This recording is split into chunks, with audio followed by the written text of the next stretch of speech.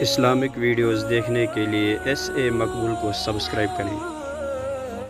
حضرت عبداللہ بن عمر رضی اللہ تعالیٰ عنہ فرماتے ہیں جب ہم کسی شخص کو فجر اور عشاء کی نماز باجماعت میں نہیں پاتے تھے تو اس کے بارے میں برا گمان قائم کرتے تھے، یعنی ایسے شخص کے بارے میں ہم کو نفاق کا شبہ ہونے لگتا تھا۔ منافقین بالعموم فجر اور عشاء کی نماز میں نہیں آتے تھے۔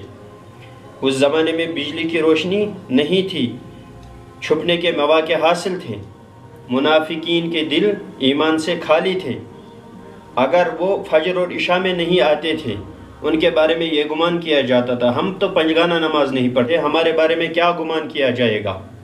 کہیں قرآن نے ہمیں ہی تو وہ نہیں بتایا ہے وَمِنَ النَّاسِ مَن يَقُولُ آمَنَّا بِاللَّهِ وَبِالْيَوْمِ الْآخِرِ کہ کچھ لوگ کہتے ہیں ہم نے ایمان لایا ہے اللہ اور یوم آخرت پر، وَمَا هُمْ بِمُؤْمِنِينَ وہ ہرگز ایمان والے نہیں ہیں۔